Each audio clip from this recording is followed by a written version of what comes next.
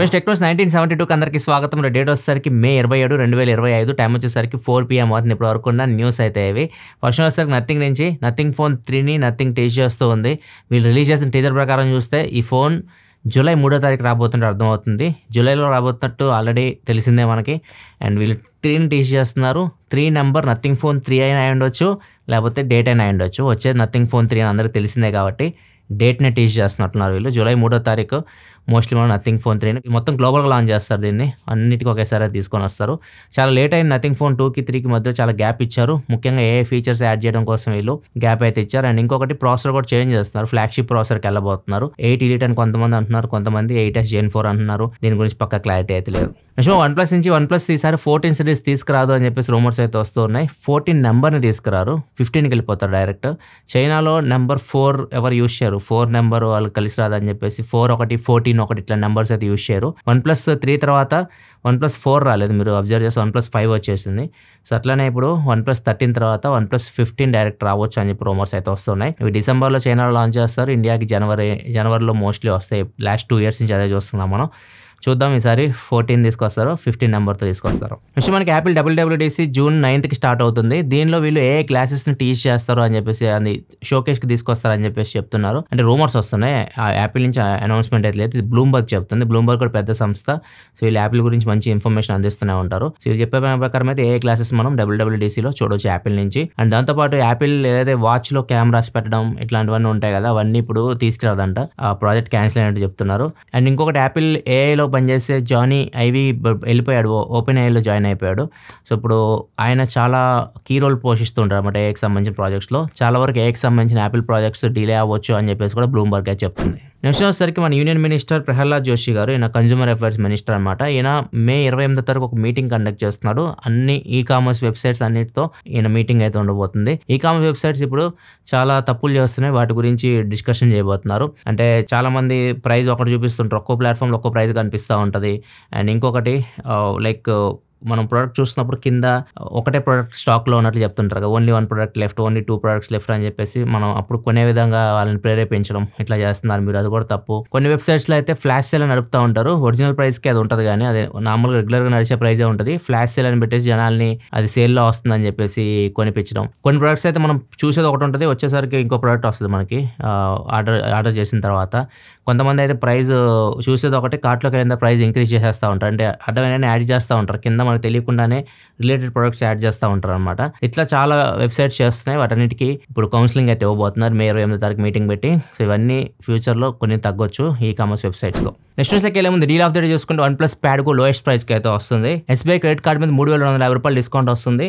15,749 రూపాయలకి అయితే వస్తుంది. ఇది 4G + LTE సిమ్ కార్డ్ పెట్టుకోవచ్చు అండ్ వైఫై రెండు ఓపెన్ చేస్తుంది ఇది. అండ్ ఇది మీకు డిస్ప్లే వస్తే 11.3 inch display, 2.4K 90Hz LCD డిస్ప్లేతో వస్తుంది. 8000 mAh బ్యాటరీ ఉంటే 33 వాట్ ఫాస్ట్ ఛార్జింగ్ సపోర్ట్ ఉంటుంది. మీడియాటెక్ హీలియో G99 ప్రాసెసర్తో వస్తుంది. బ్యాక్ 8 ఫ్రంట్ 8 మెగాపిక్సెల్ కెమెరా ఉంటుంది. దీని వీడియో కూడా మన ఛానల్లో ఉండొచ్చు, ఒకసారి ఉంటే కార్డ్స్లో అటాచ్ చేస్తే అక్కడ నుంచి మీరు చెక్ చేయొచ్చు. ఇది లోయెస్ట్ ప్రైస్. ఇది లాంచ్ అయిన దగ్గర నుంచి 15,000 నుంచి 16,000 మధ్యలో వస్తుంది. నెక్స్ట్ డీల్ వచ్చేసరికి ప్రిస్టేజ్ బ్రాండ్ నుంచి కుక్కర్. ఇది ఇండక్షన్ కుక్కర్. మామూలుగా 3 లీటర్ ప్రైస్కి 5 లీటర్ అయితే వస్తుంది. 758 రూపీస్కి కుక్కర్ అయితే వస్తుంది. డీల్స్ కింద డిస్క్రిప్షన్ ఉంటే అక్కడ నుంచి మీరు చెక్ చేయొచ్చు. నెక్స్ట్ మనకి వాట్సాప్ నుంచి వాట్సాప్ ఐప్యాడ్కి వాట్సాప్ యాప్ని తీసుకురాబోతుంది. ఐప్యాడ్లో మనం వాట్సాప్ యాప్ని యూజ్ చేయడానికి అయితే ఉండదు, ఓన్లీ వెబ్ యూజ్ చేసుకోవచ్చు. ఇప్పుడు డైరెక్ట్ యాప్ అయితే తీసుకొని వస్తున్నారు. ఇది వీళ్ళే టీచ్ చేస్తున్నారు. తొందరలోనే మనం ఐప్యాడ్కి వాట్సాప్ యాప్ అయితే చూడొచ్చు. నెక్స్ట్ మనకి జపనీస్ వాళ్ళు ఒక ఆర్టిఫిషియల్ బెడ్ని అయితే తయారు చేశారు. అండ్ ఇది చాలా బాగుంది. వీళ్ళు ఎలకల మీద టెస్ట్ చేస్తున్నారు ప్రజెంట్ అయితే. ఈ ఆర్టిఫిషియల్ బ్లడ్ నార్మల్ బ్లడ్తో కంపేర్ చేసి, నార్మల్ బ్లడ్ అనుకోండి, మనం దాన్ని కోల్డ్ ఎన్విరాన్మెంట్లో పెట్టాలి, రిఫ్రిజిరేటర్స్లో వాటిలో స్టోర్ చేయాలి. చాలా చల్లగా ఉండాలి మనం బ్లడ్ స్టోర్ చేసే చోటు. అండ్ ఇంకొకటి అది 1 month లోపు అయిపోతుంది. 1 month తర్వాత అసలు ఎవరికి ఎక్కడానికి అయితే ఉండదు, అది ఎక్స్పైర్ అయిపోతుంది. ఇది ఆర్టిఫిషియల్ బ్లడ్ ఏంటంటే రూమ్ టెంపరేచర్లో కూడా స్టోర్ చేయొచ్చు. మనం నార్మల్ రూమ్ టెంపరేచర్ దాంట్లో కూడా పెట్టేయచ్చు అట్లా. అండ్ ఇది 2 సంవత్సరాల వరకు ఎక్స్పైరీ అయితే ఉంటుంది. ఈ ఆర్టిఫిషియల్ బ్లడ్ ఎలా తయారు చేస్తున్నారంటే వీళ్ళు హ్యూమన్ స్టెమ్ సెల్స్ నుంచి, స్టెమ్ సెల్సే మనకి ఇవి ప్రొడ్యూస్ చేస్తుంటాయి అన్నమాట. ఎర్ర రక్త కణాలు, తెల్ల రక్త కణాలు అండ్ ఇంకా ప్లేట్లెట్స్ కానివ్వండి, ఇవన్నీ స్టెమ్ సెల్సే ప్రొడ్యూస్ చేస్తూ ఉంటాయి. హ్యూమన్స్ దగ్గర నుంచి స్టెమ్ సెల్స్ తీసుకుంటున్నారు. వాటిని బయోరియాక్టర్స్లో పెట్టి ఈ ఆర్టిఫిషియల్ బ్లడ్ అయితే తయారు చేస్తున్నారు. ప్రజెంట్ ఎలకల మీద టెస్ట్ చేస్తున్నారు. ఇది వర్కౌట్ అయింది అనుకోండి, ఫ్యూచర్లో ఇది మనుషుల మీద కూడా ప్రయోగించవచ్చు. ఈ మనుషుల నుంచే తీసుకుంటారు, మన స్టెమ్ సెల్స్ నుంచే తీసుకొని బయోరియాక్టర్స్లో ఈ ఆర్టిఫిషియల్ బ్లడ్ అయితే తయారు చేస్తున్నారు. ఒకవేళ సక్సెస్ అయింది అనుకోండి చాలా యూజ్ ఉంటుంది. ఎందుకంటే మనం ఇప్పుడు ఏదైనా యాక్సిడెంట్ అయింది అనుకోండి, బ్లడ్ ఇలా చాలా మంది చనిపోతూ ఉంటారు. అట్లాంటి టైంలో ఇప్పుడు ఈ బ్లడ్ అనుకో ఎవరికైనా యూజ్ చేయొచ్చు. బ్లడ్ గ్రూప్కి సంబంధం లేదు, ఆర్టిఫిషియల్ బ్లడ్ ఎవరికైనా ఎక్కించవచ్చు అంట. అదే మన నార్మల్ బ్లడ్ అనుకోండి గ్రూప్ ఉంటుంది, గ్రూప్ ప్రకారం ఎక్కించాల్సి ఉంటుంది. నెక్స్ట్ వచ్చేసరికి హైదరాబాద్లో ఉంటే చాలా మందికి జగదీష్ మార్కెట్ తెలిసే ఉంటుంది. ఇక్కడ సెకండ్ హ్యాండ్లో ఫోన్లు దొరుకుతూ ఉంటాయి, అన్ని కొట్టేసిన ఫోన్లు అనమాట, తక్కువ రేటు దొరుకుతుంటే చాలా మంది ఇలా కొనుక్కుంటూ ఉంటారు. దీనికి సంబంధించి అబిట్స్ పోలీస్ స్టేషన్లో కంప్లైంట్ అయితే ఇచ్చారు, ఇక్కడ యాపిల్ ఫేక్ ప్రొడక్ట్స్ అమ్ముతున్నారని చెప్పేసి. అక్కడ టాస్క్ ఫోర్స్ టీం వెళ్ళి అక్కడ రైడ్ చేసింది జగదీష్ మార్కెట్లో. దగ్గర 1,10,00,000 విలువైన సరుకు అయితే పట్టుకున్నారు. మొత్తం యాపిల్ స్టిక్కర్లు అంటించేసి యాపిల్ ప్రొడక్ట్స్ లాగా అమ్మేస్తూ ఉన్నారు అనమాట. చాలా ఉన్నాయి, యాపిల్ ఛార్జర్స్ కానివ్వండి, కేబుల్స్ కానివ్వండి, కేసులు, స్క్రీన్ గార్డులు, ఎయిర్ పాడ్స్, ఇట్లా యాపిల్ సంబంధించిన చాలా ప్రొడక్ట్స్ వీళ్ళు ఫేక్ అమ్ముతున్నారు అక్కడ.